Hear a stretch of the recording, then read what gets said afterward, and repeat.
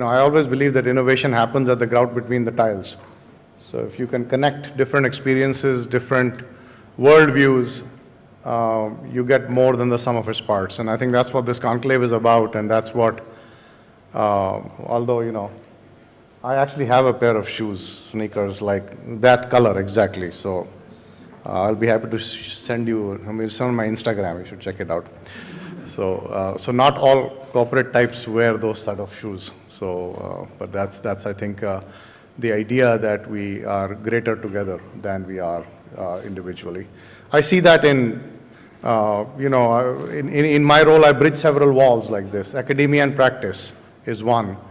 Marketing and technology is another, right? The corporate world and startups is another. So I think you should always meander around at the grout between the tiles. That's where a lot of fun happens. And by boundary spanning and by cutting across silos, you get insights. So, and in my work, I work with the elephants and I work with the mice.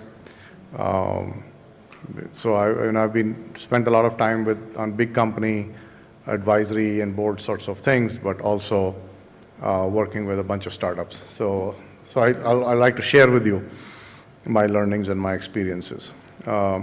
So I'm going to sort of go through a fairly structured approach here because we are, I think, short on time and I need to move fast. And we will apply digital compression, 1:2, 1:3.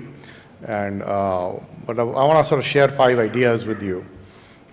First, just sort of, I saw this bumper sticker in California which said, technology is the answer. Now, what was your question, right? So before I get to jump into, here's how you dance with startups, it's like, kar kya rahe? It's like my colleague Sanjay, who I wrote a book with, you were just talking about him. So the key insight in our book was KKH, we call it, which is karna kya hai, right? So why are we doing this, right? So what is the logic? Why is life not good without, partnering with startups? Then, once we have the motivation, then we want to understand what are the goals. What are both parties looking for, right? And because at the end of the day, a partnership is about achieving a joint goal. And each of you have to have clarity about your goal, the partner's goals, and therefore the joint goals. Third, then we'll look at is how. What are the different modes? And by the way, here I'm going to take the corporate's perspective. There are dozens of mechanisms for collaborating with startups. Incubators, EIRs, and acquisitions, M&A, corporate business development, hackathons, you name it. So we'll go through some of those modes and offer a framework that helps you structure sort of why you want to engage, what are the pros and cons of different modes. Then we'll talk about steps, right? What are the, I always believe that every presentation should have 3 sections. What, so what, and now what, right? So this is sort of the so what, but now what is the steps in the collaboration and some best practices. So a lot to cover, but I'll go through it fairly quickly, and hopefully we'll have some time for dialogue in the end. So why should we collaborate with startups? I was talking to the chief scientist of Sun Microsystems this was 10 years ago, and he said something that stuck in my mind. This is exactly what he said to me. He said, the smartest people don't work for you. Right? So you might think you have you might be Tata, you might be, Reliance, you might be whatever, but you have no monopoly and expertise. And by the way, I'll add something to this quote. The hungriest people in the world don't work for you. My brother is an entrepreneur in Boston, and he tells me, I have a simple principle of hiring. He's the CEO of now a public company. He says, always hire younger, brighter, and hungrier than you. So that's a simple rule. And by the way, we get threatened by people who are smarter, but he said, I should be the dumbest, oldest, stupidest, and fattest person in the company as a CEO, right? So that way you're ensuring that so the idea here is that, that you need to tap into, one of the books I'd written 10 years ago was called The Global Brain. It was a metaphor for the idea that there is an ecosystem of expertise and talent that's outside your 4 walls. And you simply, as expertise becomes more specialized, as expertise becomes more diverse, and as it becomes more distributed, it is impossible to gather all that expertise under one roof. You simply do not have enough money, enough talent. And by the way, those people not only don't work for you, they don't want to work for you, right? So that's the other thing. They want to be entrepreneurs. So overall, the mindset in innovation that we need to think about is a shift from a very simple idea, the lab is my world, to the world is my lab. Right? A shift from sort of a invention model, innovation as invention, to an idea of innovation as connection. So the concept of connected innovation, the concept that innovation actually is a co-creation act, as Ranjan was just talking about, co-creation. And so the sort of stereotype we have about the invention model is Xerox PARC, AT&T, Watson Research Center, and where you have skunk works teams working away at and coming up with the eureka moment. That's not how innovation works. It's actually a messy and a collaborative process, and increasingly it's a community process. It's a process that is driven by, and now of course you see open source, you see collaborative marketplaces, and the network has really made it possible for people to connect and collaborate in ways and at scale that was not possible before. So we need to harness this new potential, and what companies need to do is to create an innovation ecosystem around themselves. And this innovation ecosystem actually needs to have specific nodes.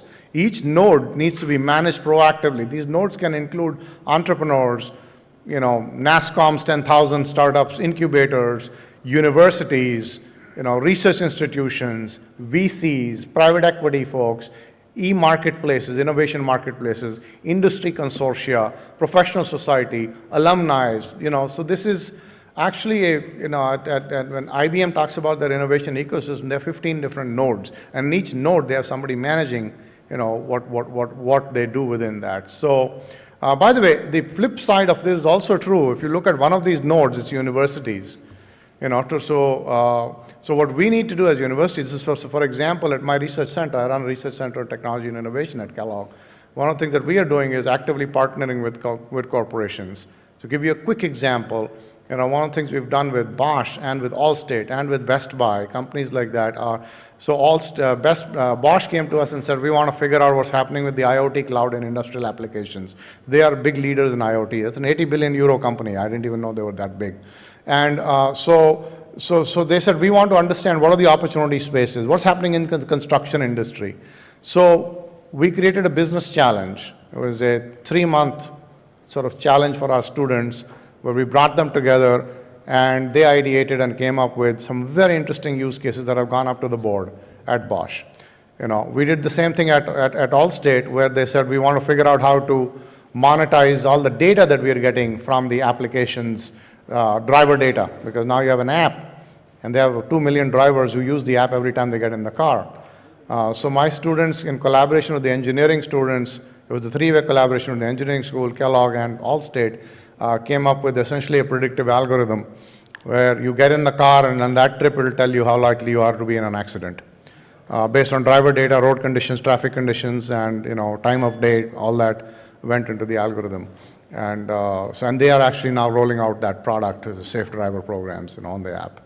So the app will tell you, don't take this road, actually take that road, because today you're more likely to get into an accident on this road because there's more traffic. Literally, it works like that. So an example, if you think about it, is if you think about companies like Unilever, IBM, and others, they've started to build these ecosystems. And this is an example of the Unilever ecosystem, where you have supplier networks, you have contract research in universities, you have JVs, you have science park relationships, you have scouting networks, which include these e-marketplaces, you have corporate venturing, and then you have NGO partnerships to reach out into rural areas and so on. So, so this is actually, as you think about it, this doesn't just happen by accident. You actually need to create roles. You need to create specific organizational units and responsibility. You have to make investments. You have to embed yourself into incubators. So this is a proactive exercise. Right? So overall, I'd say large corporations and startups, it seems to be a marriage made in heaven, right? Because large corporations have everything that startups don't. They have the most important thing, and by the way, the number one thing that I do when I'm working with a startup and I can help them with is access to markets and access to customers, right? Because corporations have access to customers, and that access is so valuable for a startup company that simply, you may have a great product, but you have no route to market. But you come to me, I'm on the board at Geo, you come to me and say, I got 200 million people. You want access to, and by the way, I can target them down to the individual customer, because I know 300 things about them, each customer. So that's if I'm an education startup, yesterday I met an entrepreneur, he's built K-12 content that is adaptive learning and all that, but his problem is, मैं किधर लेके जाऊँ इसको, how do I find customers? So I said, we have 200 million people, soon we'll have 400 million, बंद कर देंगे Airtel वगैरह को, so just joking. So access to markets and customer base, right? So that is, by the way, as a startup, you should always think about OPC, other people's customers. How do I get access to your customers? So that's what they're looking for. They're also looking for capital. They're looking for, another very important thing that they look for is validation, right? Startup is looking for validation of a concept, particularly if you're a B2B startup. Going into a Citibank or getting a Hindustan Lever or somebody like, now they're called Unilever, it should be Hindustan Lever in my days. So getting access to them as a customer. In fact, there was a concept I used to talk about with corporates. I said, you should do venture purchasing. Because the idea that I'm placing an order with you for software that I'll use at Goldman Sachs means I should own 5% equity in you. Because I just validated you. The moment you have me as a customer, your valuation goes up. So, so that's what startups are looking for.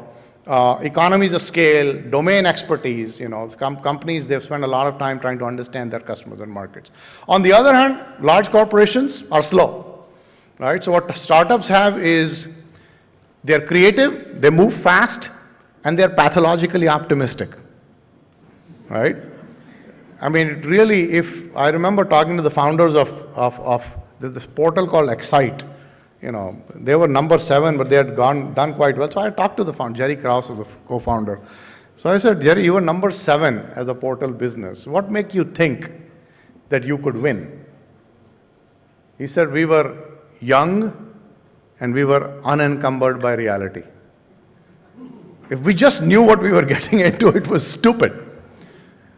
But they don't have, sometimes it's good that entrepreneurs don't know all the checks and balances. They don't have the babus telling them, ye nahi hoega, iska budget nahi pass hoga and all that. They just go out and luckily they have some also pathologically optimistic venture capitalists who will keep investing, in the hopes of returns. Because the VCs also know, you win 2 out of 10, that's good enough. So without that, so startups have a much greater likelihood of exploring nooks and crannies and niches and blue ocean opportunity, whatever you want to call them, the white spaces, that are not big markets today. Because the problem with an IBM or any big company like that is, if it's not $1 billion today, I'm not interested. Markets don't appear as $1 billion at day one. They appear as glimmers on the horizon, weak signals. The universe sends you weak signals. And those weak signals are peripheral. They never come from the center. This is the tyranny of the served market. Your served market is never going to give you. It's a mutual admiration society.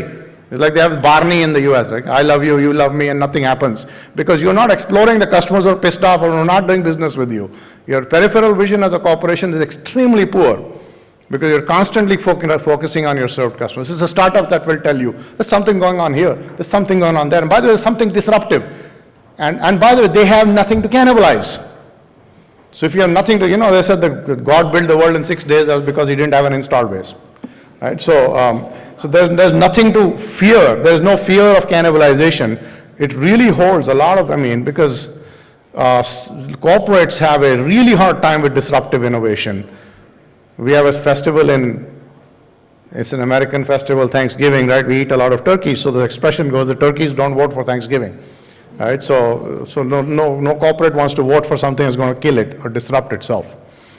But I put a question mark at the end of marriage made in heaven, because those marriages that are made in heaven actually sometimes are also turn out to be hell.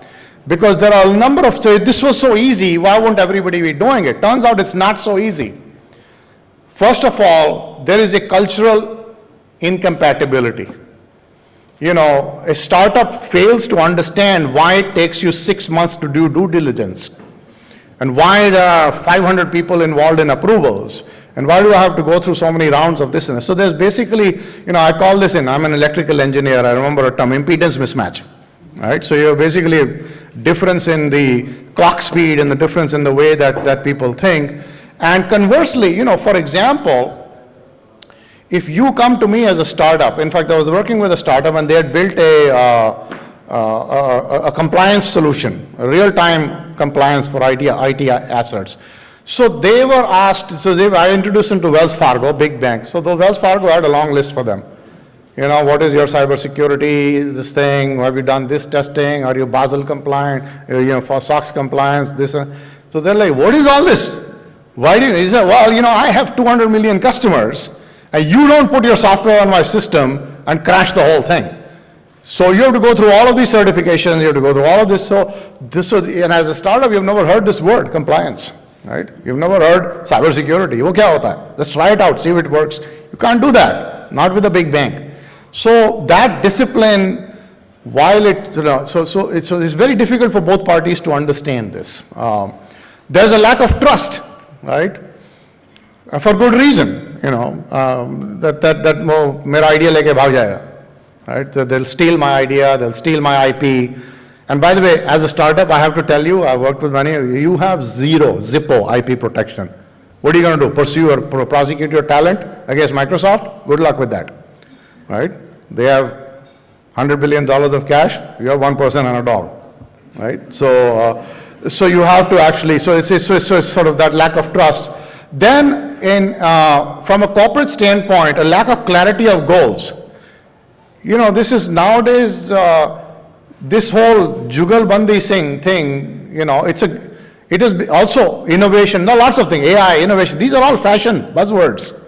So don't make this into a buzzword. So it's like, we karna hai, you know, why? It's everybody else is doing it. This reminds me of, you know, people, of this whole partnership is like teenage sex. You know, everybody wants to do it, you know, everybody thinks the other person is doing it. Nobody actually knows how to do it, and when they try it, it's not very good. So, you know, so you have to be careful that if you don't have a clarity in goal, just don't do it because fashion hai aajkal to partner with startups. You have to have a clarity of goals, and you have to have executives behind you, because the executives have to understand that these startup partnerships may take 2, 3, 4 years to fructify. And if you're running it with the same KPIs and the same dashboard, you know, last quarter, what were our revenues from this partnership? It says 0, agle quarter bhi 0 hai. Uske agle quarter bhi 0 hai. So they lose patience. So you have to have a very, you know, patient capital and a clear, you know, alignment of interest in organization ownership. So it's not, this stuff is not easy. That's why, you know, we're having this discussion. So what are our goals? I love, my favorite strategy book is Alice in Wonderland, and there's a lovely quote there. Alice says to the cat, says, which road should I take? She said, where do you want to go? She said, I don't know where. Then the cat said, then it doesn't matter. Any road will take you there, right? So if you don't know where you're going, any road will take you there. So let's be clear about why are we doing this. So the goals from the corporate perspective, some partnerships with startups are about sourcing new technologies. This is what Cisco does a lot of. They want a ringside view. In fact, I remember talking to the Cisco M&A guys. I said, I was in the Valley, I've met 17 startups who are doing the Cisco killer gigabit Ethernet router. I said, don't you panic that there are all these people out to kill you? So they said, we love these guys because 17 of them are trying experiments for us. 15 will fail, 2 will succeed, we will buy them, right? And if we ran that 17 experiments ourselves, it would be way too expensive for us. But we watch them very closely. We know exactly what's going on. We know all of the, you know, so that's the idea of scouting technology. Sometimes it's spotting customer trends, because startups are looking and finding customer trends that you might not be aware of, that you might not be seeing on the ground. Sometimes it's about accelerating time to market. It's just about sort of getting to market faster, because the startup may have built a product or they may have built a customer base. Look at WhatsApp and Facebook. I mean, they built a customer base that you can't replicate. Platform leadership. This is a big agenda for the technology platform leaders. Google, Facebook, Microsoft, these companies, Apple, that if you want to, so for example, if I am Facebook and I see video, okay, and I see image, Instagram is an acquisition, Google, YouTube is an acquisition, because they want to ensure that they are participating in the spaces of tomorrow, and their platform is being extended into adjacent spaces in a way that sustains their leadership, right? For fostering disruptive innovation. If the turkeys don't vote for Thanksgiving, you have to farm the turkey outside, right? So you have to basically look for startups. So this is an example, Allstate partnering with Esurance, which is a direct-to-consumer insurance company, and Allstate's agents would never let it go direct to customers. So they looked at Esurance, they partnered with them, and ultimately they ended up acquiring them. They're still keeping them at arm's length. Same thing with Walmart and Jet.com, right? So that the idea of acquiring that disruptive capability that they didn't have. Sometimes, by the way, it's just for acquiring scarce talent. I met this entrepreneur like 6 months back, and he said, good news, my company got acquired. I said, kitne mein hua? So he said, $10 million for my company. He said, I said, your company didn't get acquired. They acquired 5 engineers. It's $2 million a pop. He said, it's the going rate in Silicon Valley is $2 million an engineer. So if it's $10 million acquisition, he didn't buy anything. He bought 5 engineers. He said, forget what you're working on, start working on my stuff. It's called an acqui-hire, right? So sometimes it's just about talent. Because that poor guy has gone and done the recruiting, he's found 5 good engineers, jo tumko nahi milenge, so it's an HR, outsource HR function. That's also well. And injecting entrepreneurial DNA. This is what, by the way, Jet.com is doing inside Walmart. Lower, who's to run Jet.com, is now running e-commerce for Walmart, right? So from a startup concept perspective, validation of the business concept, customer access, market access, technology access, distribution channel access, capital access, and a potential stepping stone to an acquisition. So that's what both parties are looking for. Now let's look at modes. What are the different modes of collaboration? So I find it useful to structure this in terms of 2 dimensions.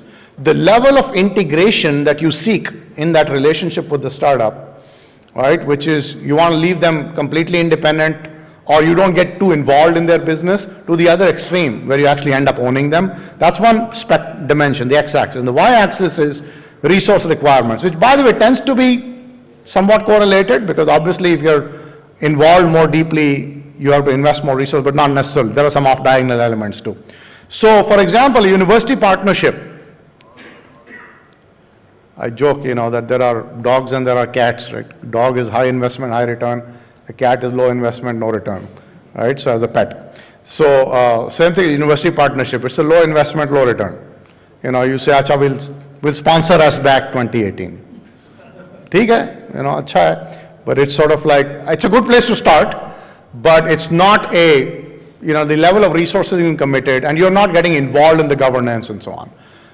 So by the way, when would that work well? When you're doing peripheral scouting, right? When you're just sort of saying, so this is a fantastic place to come to really understand what are the trends, what are people thinking about, and so therefore you can see how these mechanisms can actually be arranged in a portfolio, that this might be your starting point for looking at peripheral vision, but then as you get closer you may need an incubator and so on, right? So there are free tools. What does free tools mean? So if you go to IBM or you go to Microsoft will give you Azure credits. IBM will give you access to the Bluemix platform. So it's basically Google will give you access to their platform, the Google Compute Engine. AWS, Amazon will give you AWS credits. So that's basically giving you tools, so that you can. This is particularly useful if you want startups to work on your platform. Then there's innovation marketplaces, like Nine Sigma, Innocentive, and so on, where you can actually connect with inventors. There's co-development of products. There's EIRs, entrepreneurs in residence. And then there's outright acquisitions. There's corporate incubators. So let's look at some examples, right? So joint development. Unilever does a fantastic job of this, where they've got an initiative called the Unilever Foundry. By the way, AT&T also has, funnily, the same name, AT&T Foundry. So the idea here is that any startup can come. So this is very interesting. Unilever puts out pitches, briefs. So they're not looking for random startups to reach them. They're saying, here's the brief. We're looking for whatever, gluten-free chips or whatever. Or we're interested in natural Ayurvedic, cosmetic products. So the brief, and the benefit of this is that the briefs are aligned with their strategic priority. So they put out the briefs, and the startup comes and says, I have something for you that I can pitch. By the way, it's not really necessarily a startup, it's an inventor. So, this is very, very early stage. And then, once they sign a partnership, they agree to a pilot, and then they enter into an arrangement with them. So, this effectively, what is this? It's outsourced R&D, right? You're basically extending your R&D organization, and you're giving out these chances. So, here are some examples of sample briefs, connected ice creams. So ice cream with IoTs inside, so I think you should put into the ice cream so that you know what happens after they eat it also. You can track the guy, But anyway, I think this is about the cabinet, inventory management, so on, or digital dentists for their oral care business and so on. So that's the briefs, right? So what they did, they launched it in 2014. So they've actually done over 100 pilots with startups. So the process is they post a brief online, it's 10 weeks, 80 to 100 startups they've been getting on the average application. They select 5 to 6 to pitch, and within that, then they take at least one project as a pilot. If the pilot is successful, they sign a partnership. So basically, the reason this works is it's a clear, simple, and transparent process. So this is very simple. If you're a corporate, you can do this kind of outreach. Another sort of variant of that is an idea contest. So in an idea contest, you're again putting out a business problem, and you're seeking basically a challenge. You're saying, here's a problem I want solved, and here's a prize. This can be external, this can be internal. So Siemens has done these externally, like emotional LED lighting, right? Light and moods, come up with sort of, ideas for that, or smart grid innovation and so on. They also do it inside the company. By the way, sometimes you have 100,000 people, 250,000 people who work at Siemens. They themselves constitute a very important startup potential inventor base, right? So idea contest is another way. Then you have e-marketplaces. So this is an example of a company that I tracked 20 years ago. They've been around for more than 20 years. It's called Innocentive. It's basically a marketplace for innovation. Over 300,000 PhDs and scientists who are on this, and essentially companies put up challenges. Here's a business problem that you want to solve. So in some cases now, instead of putting up individual problems, they also have allowed people to set up booths. So this is an example of the United States Air Force, that they have set up this booth inside of Innocentive, where they have a constant list of problems that they are, challenges that they are pushing forth, and whether the prize money goes from $5,000 to $1 million. So that's another way. A friend of mine once told me, he says, you're the smartest person I know. I said, you need to meet more people, right? So this is the problem, that you don't know enough inventors. These people have access to 300,000 inventors and scientists and PhDs. And by the way, in emerging markets, significant percentage of the awards on Innocentive are won by Eastern Europeans and Indians, including the retired head of CSIR and so on. They've won a bunch of. Because after you retire, what do? You go bother your spouse or whatever, or instead of that, you just problem solve karo, So then there is a little bit less directed. By the way, in these cases, you notice that the company was putting out the problem. In scouting, I don't know what I'm looking for. I'm just like headhunting. I'm just looking around. So General Mills does this. They do scouting two ways, analog and digital. Analog scouting is this. They do events. They participate with, inventor events, startup events, and they basically go and meet with inventors. They invite people to come and talk about what they're working on. But then the proactive approach is GWIN, which is their global innovation network. So here they invite ideas, and this is a little bit more like the earlier discussion, where they have domains of interest, that we are interested in organic food, we're interested in the innovative packaging solutions and so on, and you come and talk to us. Then a more deep level of engagement that goes up in terms of level of commitment and resources is corporate incubators. So here's an example, a BMW startup garage. So in the startup garage, basically startups can apply. Now here the startup comes and says, I've got an idea. I've got an idea for a connected car. I've got an idea for something new to do with battery technology and so on. So they are chosen by the innovation management team at BMW, and then they go through a training program, and they are engaged with the BMW innovation team, and then they come up with a functional prototype. They also get assistance, financial and technical assistance within the group to draw up a business plan, build the prototype. So it's a much more deep engagement. Another example of this is, what Bosch is doing in Chicago, and I was part of this exercise, where they have built something called the Connectory. So the Connectory so Chicago has a very large incubator called 1871. There are over 500 startups there. So within 1871, Bosch has taken 20,000 square feet and has set up the Connectory, which is the IoT startup incubator. So any idea that any entrepreneur who comes to 1871 with an IoT idea, Bosch says, yahan baith jao, because I want to create a community within a community of the IoT startups. And they have Bosch executives there, and they are they embed. So this is interesting that Bosch has gotten embedded inside an incubator. So imagine that NASSCOM has these incubators all over, right? I was in the Bangalore one, the 10,000 startups thing, I would tell you those guys would really benefit from some corporate sitting there and giving them some sense. There was this guy sitting, I saw, "Aise kya kar raha hai?" So he says, "I'm making a chip for humidity detection, IoT for ag tech. Agriculture will tell me field." So I said, "Where is your pilot?" And he said, "No, I'm just making the chip." I said, "Who is you? You talk to farmers," and I'm just making the chip. So there would be some benefit of corporates coming there and said, "Here's the use case, here's some application." Because I see there in these young startups at the NASSCOM, a lot of technology, a lot of interesting, creative guys. But if they met a business and bit them in the ass, they wouldn't know it, right? So there's value there, right? Sometimes these things can be autonomous units. By the way, this is the antidote to disruptive innovation not being done in the core business. So this is actually a startup within a corporate. So this is Castrol's Innoventures. So Castrol's Innoventures is arm's length. It's kept outside, and they work on creative and innovative projects that are disruptive in nature. And they also partner with startups to do this. AT&T has something similar. They call it EDO, Emerging Devices Organization. And the EDO's job is to actually do disruptive stuff. And one very important thing about that organization is it does not report to or connect to a business unit. It reports into the CEO directly. We have the same thing at Reliance, the Jerusalem incubator we just invested in. So you keep it at arm's length, and because you don't want the business units dictating the agenda. All right, what are the steps in collaboration? So first, clarify the collaboration goals. Figure out what resources are going to be required on your part and on the startup's part. Make sure you have buy-in from the leadership. By the way, this is one thing I really emphasize. If you don't have the board and the CEO and the leadership involved, don't try this.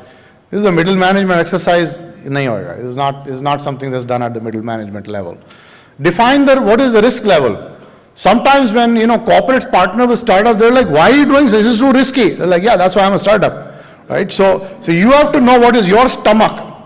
By the way, it's okay when they're taking the risk, but now if I made an investment in you, now your risk is my risk. So now I start applying my risk management standards, and that doesn't work. So you have to decide what is your appetite. And if their appetite is not high for risk, then don't make an equity investment. Just become an observer or give them some space or whatever. Right? Decide what modes of collaboration you want. Create a clear organization point of contact. By the way, at AT&T, when they did EDO, they appointed Glenn Lurie. He was a very respected business executive, knew the business unit heads very well, and they put him in charge because it has to be a credible person, because tomorrow he's going to have to sell this idea inside the businesses. So he has to be credible with the heads of the businesses, right? And then you need to secure buy-in internally. So one of the things that you start with is that the NIH and Wiki syndrome. NIH is not invented here. Wiki is we know everything. What is it that the startup can teach us? We have all the smartest people. So you have to really be humble and accept that you have no monopoly in expertise and that people outside, crazy people, can have better ideas than you. You need to make sure that you are communicating across the enterprise to get the buy-in within the business units or who, because that startup, in order to work with your company, will need to connect with different parts of your mammoth organization. Somebody needs to help them navigate that. You need a GPS for your company. And I have seen startups get lost in the corridors of bureaucracy. 6 months they're wandering around saying, "Baat kisse karni hai? Who are the people? Right? Who am I supposed to speak to? I don't even know which floor to get off on the elevator when I go to your corporate mansion." Right? You also need new units. At Procter & Gamble, they set up EBD, External Business Development. There's a specific person in charge. And the way to fund this is business units should approach you with opportunities as opposed to applying a corporate tax, a pull model rather than a push model. You also need to build capabilities. See, one thing that you have to realize today is that if you are a Unilever, you're competing with Procter & Gamble, you're competing with Clorox, you're competing with Kraft Heinz, because that entrepreneur looks and says, who should I partner with? I got 5 options. They all have portals, they all have, startup, collaboration. So I'm going to decide who's, so you have to think about your value proposition, your partner value prop. So there's a concept of becoming a preferred partner. And what is a preferred partner? Somebody who has a good track record, somebody who's responsive, somebody who's trustworthy with IP, somebody who is fair and transparent and a clear process. And your reputation will spread in the marketplace. If you cheat 2-3 entrepreneurs, the next set of startups will say, "Inke paas nahi jana hai, ye chor hai." We'll go to somebody else. So that is the idea of sort of becoming the preferred partner. And you have to also promote the platform asset. Give them it's like, here's what we can do in terms, what do I mean by platform assets? Customer base, brand, distribution. These are your platform assets. So you have to show them the value of being able to connect to those platform assets. And you have to build relational capabilities. Inside large corporations, we don't necessarily have the risk management skills, the deal-making skills, the collaboration skills that you need to work. Also, by the way, in terms of process management, startups work agile. They work with, and we work in big companies waterfall. So you need to think about how you're going to do weekly sprints and sort of adjust to that's how you overcome the impedance mismatch I was telling you about. So I'm going to conclude with a few thoughts on best practices. And I'm going to sort of say two different aspects of this. One is best practices managing intrapreneurship, which is sort of startups within the corporate, and then best practices in collaborating with startups. So in managing intrapreneurship, you need a clear decision-making process. You want to make sure that your ownership of collaborative innovation is clear and it directly reports to the CEO and board, not to a business unit, because you want to explore opportunities that don't fit within the business units. You also want to make sure that you delegate and give them flexibility and independence. So don't ask them, how are you going to allocate resources, what's your structure, what's your strategy. All you need is make sure you have a credible executive in charge, and then you leave them to their devices. You don't micromanage intrapreneurship initiatives.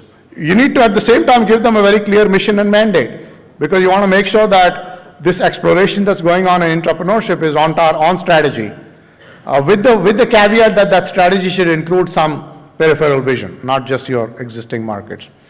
Reduce some of the internal barriers, right? So this requires you to actually separate the organization from your BU structure so that they can be more agile and they can work, In fact, interesting thing that Allstate has done, just like Bosch, Allstate has taken 40,000 square feet in the same incubator, 1871.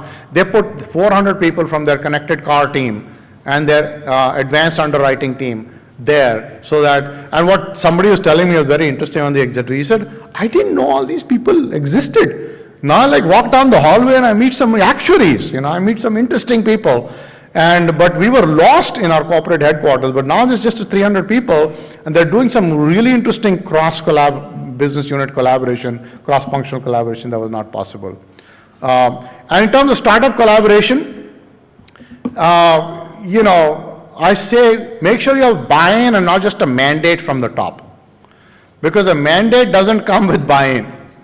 Mandate says, go and do this, but I'm going to interfere, right? And I don't trust you. I'm going to watch after you. No, buy-in is basically you have you go, you run with it, and I'm going to delegate it. You have to have a champion inside your company who is the go-to person or the go-to organization. So that, very simple question I ask a corporate entity. If I am an entrepreneur, do I know which door to knock on? Do I know which single point of contact I go? This is government done a single window clearance. Or you have to do single window clearance for entrepreneurs inside your company. Otherwise, they'll get lost in the hallway. Embed your firm in the local startup ecosystem. I was giving examples of 1871. There are a lot of incubators, like thousands of incubators, around. So you need to find some that you can partner with. And when I say local startup ecosystem, I mean the local universities, the local incubators, the local research laboratories. You need to have points of presence that basically connect you to your community. Build the infrastructure. If you're a technology company particularly, APIs, test data, sandboxes, what's BMW doing? Physical spaces, startup garage, Bosch is doing the same. In a connectory, they actually have pods.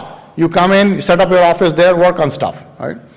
Use a portfolio of collaboration modes, because it's not one mode that does it all. You actually, particularly for a large company, you need to explore different modes of collaboration. Start moving at the startup's clock speed, right? That is because they have a different timeline, different. By the way, big companies move with budgets and startups move with milestones.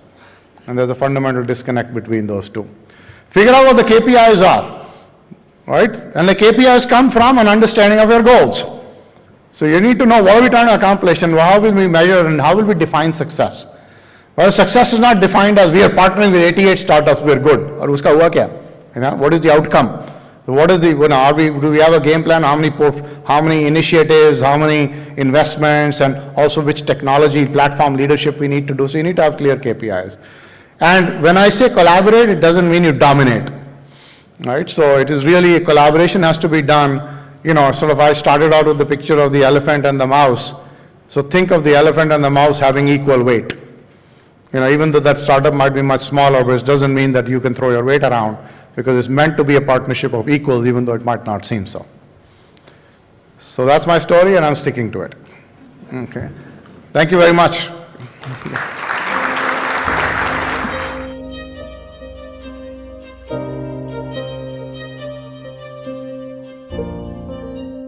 So can all these principles be applied to old people working with young people who are like startups to keep learning? And if so, how?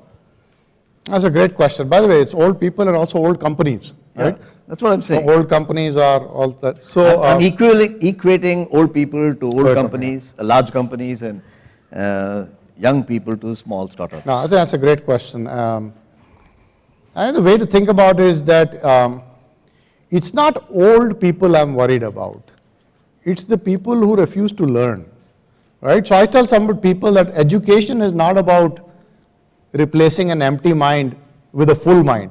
It is about replacing a closed mind with an open mind. So just age doesn't do anything. I mean, talking about old people, one of my colleagues, many of you heard about Philip Kotler. He's 85 years old. He just had a kind of a blood clot thing or whatever. He was sick. So yesterday he sent an email saying, I'm back. And by the way, here are 3 articles and a book I wrote since I recovered. I'm like, if I had that kind of energy at 85. So he's old, but the important thing about him is, I think it's a very interesting best practice, both literal and figurative, metaphorically I mean it. When he'll call me every few months and say, let's have lunch. Then he'll say, what is going on in the world of technology? And the moment I start talking, he takes out his notepad and he starts writing as I'm talking. No, I use the word old, just to sort of, time is short. I use the word old to mean the probability of their being learning is a bit reduced compared to young people. Just like you use the word large company, not to say all large companies are bad, but you say they have a tendency to be bureaucratic, they have a tendency to have large buildings where people get lost. That's not true of every large company. Yeah. So answer it from that point. Yeah, so I think that as the leadership team, you need to continually inject a culture of questioning. And, where you're saying, as I think Andy Grove was loved to say, only the paranoid survive. Or Bill Gates liked to say, we are only 18 months away from complete irrelevance. Creating that question, I'd asked this same question to Michael Dell. I was working with Dell a few years ago. I said, when Dell is doing so well, how do you stay paranoid? How do you stay afraid? And he says, we focus on the stuff that's not working. And I constantly am paying attention. This is how we could get killed. So we tend to focus too much as a leadership team on successes. You need to look at where you're underperforming, where the threats are, and don't spend most of your time on the areas that are working well.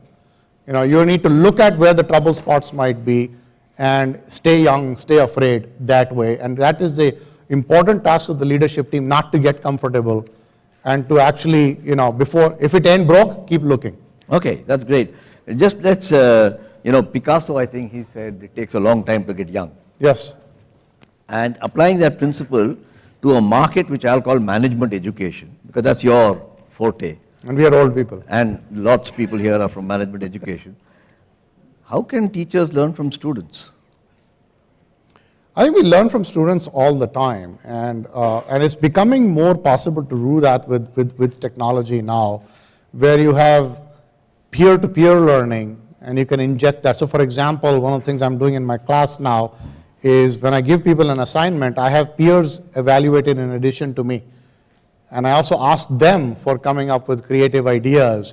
So instead of me giving them assignment, they come up with interesting questions, even case studies. I get them to help me with identifying case studies to write. So I'm constantly learning from my students. And I think that today, it's really become a flipped classroom, and it's really become a flipped logic. So, so my favorite way to think about this is that I'm not a sage on the stage, I'm a guide on the side. And that is sort of the spirit in which we have to approach it. But we have to start with the idea that you can learn from students. Same not invented here and we know everything syndrome, right? So start out with the premise that I have no monopoly and expertise as the teacher, and that I have as much to learn from students, executives, entrepreneurs.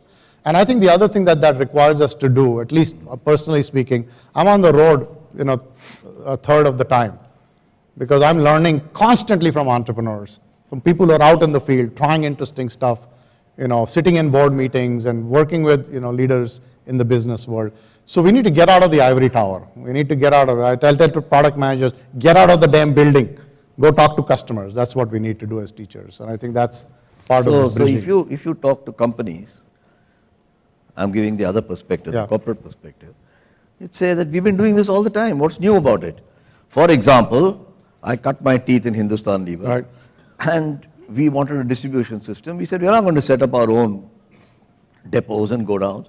And the evolution of the stockist system, which companies like ITC and Hindustan Lever pioneered, is a collaboration between a Lalaji in a market and a multinational. The famous case of Benetton outsourcing the shirt components is now a Harvard Business School 4-part case study, is exactly the same. The way outsourcing is done by IT, global majors for IT. India has built up a $130 billion Business. software industry out of partnering with biggies. TCS didn't exist 40 years ago. It was a startup. So the question that a corporate would say is, yeah, we've been doing this. Are you recommending we do much of the same in a more organized, disciplined way? But that's also a good lesson. See, somebody I was telling them the other day, the first wireless optical network was a smoke signal, right? So that so communication has been around a long time.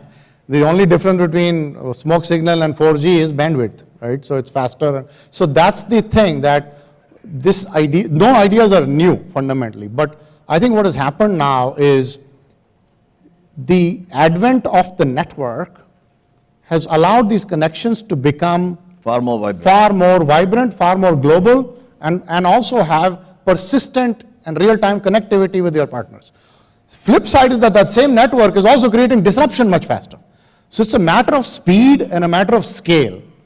And the third thing I will say is that today, as I was alluding to earlier, the level of depth and specialization of expertise that exists out there, you no longer can have it inside your company.